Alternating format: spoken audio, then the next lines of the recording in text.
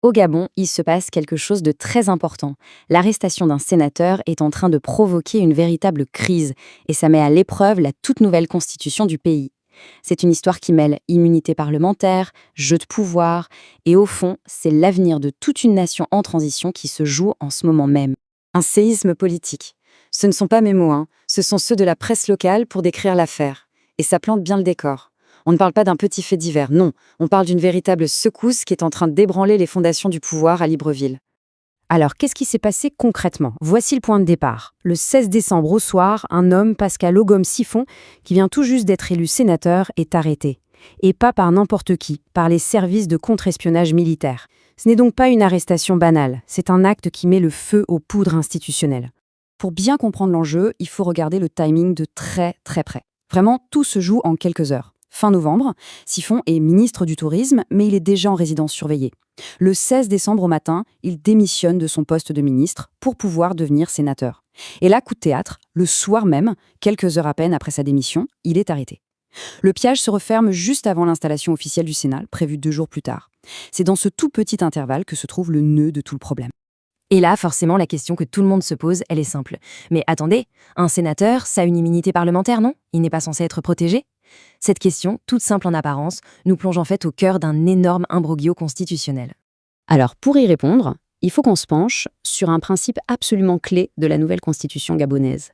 On pourrait l'appeler la règle des 2 chapeaux. C'est le principe de l'incompatibilité des mandats. L'incompatibilité des mandats, qu'est-ce que ça veut dire? En fait, c'est tout simple. Ça veut dire qu'on ne peut pas être à la fois membre du gouvernement, celui qui applique les lois, et membre du Parlement, celui qui vote les lois. C'est vraiment la base de la séparation des pouvoirs, un pilier de la démocratie pour éviter qu'une seule personne ou qu'un seul groupe ait trop de pouvoir.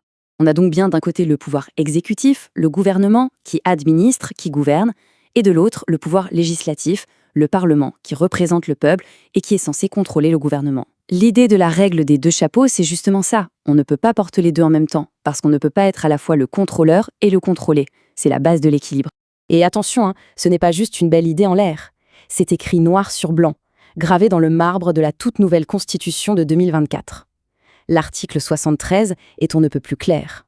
Et c'est précisément cette règle qui a obligé Pascal Siphon, et bien d'autres avec lui, à faire un choix cornélien.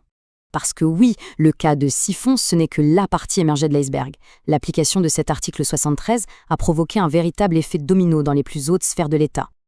11, c'est le chiffre qu'il faut retenir. C'est le nombre de ministres qu'il reste au gouvernement après une vague de démissions sans précédent.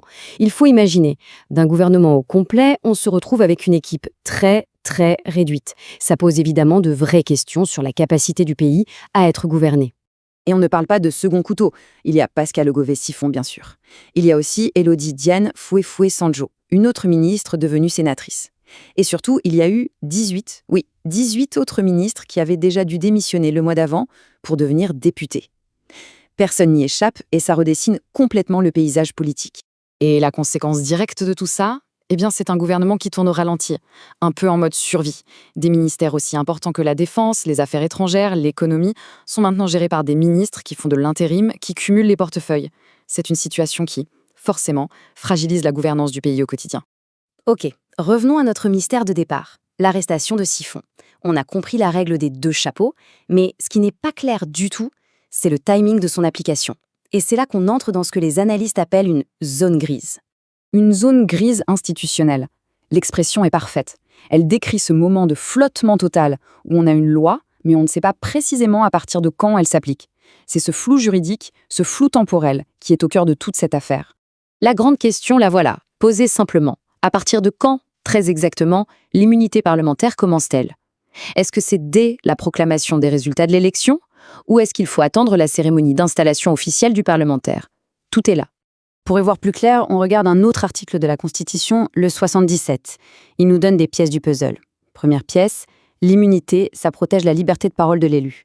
Deuxième pièce, pour arrêter un parlementaire pour une affaire criminelle, il faut que ses collègues votent pour lever son immunité. Mais il manque la 3e pièce, la plus importante. Le texte ne dit jamais à quel moment précis cette protection démarre. Est-ce au moment de l'élection ou après l'installation? Et c'est précisément dans cette faille, dans ce trou juridique, que l'arrestation de Siphon a pu se produire.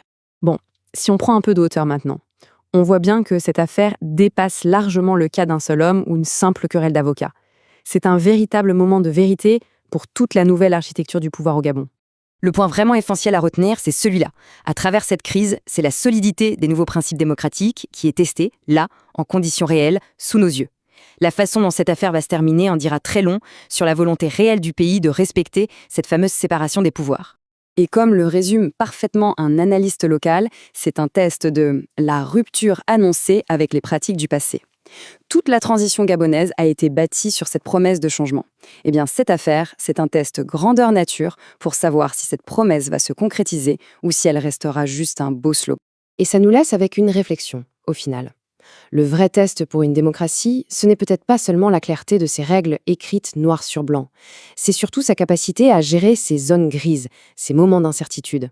Parce que c'est souvent là, dans le flou, qu'un système politique révèle sa vraie nature et dessine son véritable avenir.